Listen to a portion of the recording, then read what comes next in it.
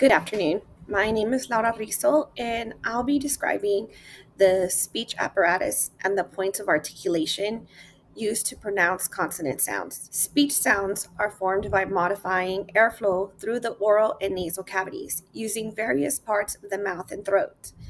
The key parts of the human speech apparatus include the lips, teeth, alveolar ridge, which is just behind the upper front teeth, the hard palate, and then furthermore the soft palate, uh-huh, the uvula, the pharynx, I can never say that word correctly, the larynx, which holds the vocal cords, and then the glottis, which is the space between the vocal cords.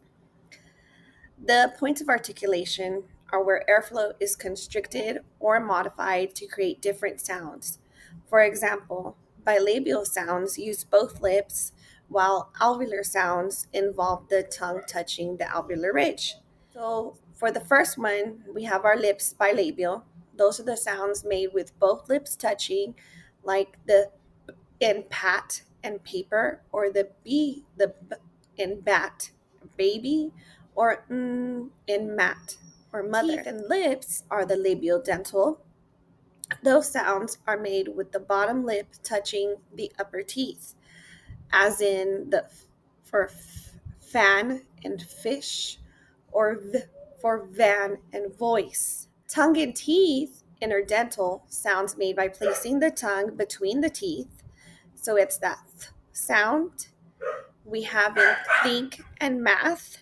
That's the voiceless sound. And then we have a voiced sound, which is in this, that, they, those, feather. This sound is made by placing the tongue lightly between the teeth and vibrating the vocal cords. It's different from the voiceless in the think or the math, where the vocal cords do not vibrate. Then, of course, we have, like I said, the alveolar ridge, the alveolar sounds made with the tongue touching the ridge just behind the teeth, as in top or butter or dog, dad, or the sun and miss, the sound. Then, of course, then we have hard palate, the palatal sounds made with the tongue near or touching the hard palate, the roof of the mouth, as in the sound for shoe or in dish, or the soft sound in measure and vision. And then the the y sound in yes and yellow. Soft palate, velar sounds made in the back of the tongue touching the soft palate is like the in cat or kick, or the g in go or give. Then we have also this ng sound, this n sound in sing and long, the n sound. Then we have the glottis, the glottal sounds made in the glottis, which is a space between the vocal cords that make hat and hello. And it also includes the glottal stop, like the break in uh-oh. Okay, now I'm going to explain what a consonant sound is and the three features used to describe it. A consonant sound is produced when the airflow is partially or completely blocked somewhere in the vocal tract. We describe consonants using three main features: voicing, whether the vocal cords vibrate or not. For example, b is voiced and p is voiceless. Then we have the place of articulation, where the sound is made in the mouth. For example, the t is alveolar because the tongue touches the alveolar ridge. Then we have the manner of articulation, how the airflow is blocked and restricted. For example, the is frictive because the air flows with friction between the teeth and the lip. Now, I need to explain what a phenome is and how it's represented. A phenome is the smallest unit of sound that can change the meaning of a word. For example, we have the words bat and pat. They differ only by one sound, the b and the p. So b and p are two different phonemes. So phonemes are the individual sounds that make up words. In phonetics, we represent these sounds using phonetic symbols, and we write them between slashes to show what we're talking about. And it's about the sound, not the letter or spelling. For example, the sound you hear at the beginning of the word move is the M sound, the M. Even though the word is spelled with an M, the sound is what we're focusing on. Just like the sound at the beginning of the word chair, it is with this symbol, and it is the single sound made by blending the CH letters together. So we don't write it as CH in phonetics. We use this symbol to show its sound. It's one unique sound. Phonetic transcription helps us understand pronunciation regardless of spelling. Now I'm going to go on to part two, the phoneme identification. For the word elbow, we have the B sound. The underlined letter B represents the B sound in elbow. Then we have the word constant. In the word constant, the underlined letter C represents the K sound, which is this hard K sound, constant, constant. In the word measure, the underlined letter S represents the Z sound in measure and is written like that. And it is measure, measure. In the word jump, the underlined letter J makes the J sound. This is the same sound you hear at the beginning of judge and giant.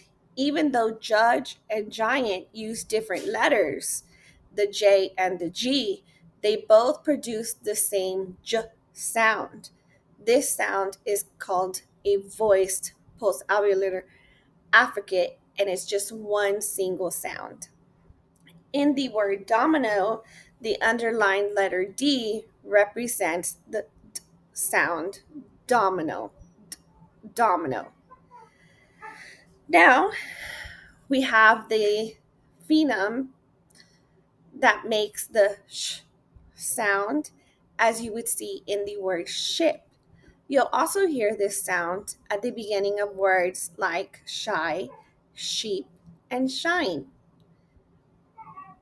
This phoneme makes the Z sound, like the Z in vision. You'll also hear this in words like measure, decision, and garage. This phoneme makes the ch sound, like in the word chair. You'll also hear this sound in words like cheese, chocolate, and choice. Then this phoneme makes the unvoiced th sound, like in the word think. You'll also hear it in thing, thumb, and thick. And finally, the phoneme makes the voiced th sound, like in the word this. You'll also hear it in that, mother, and the.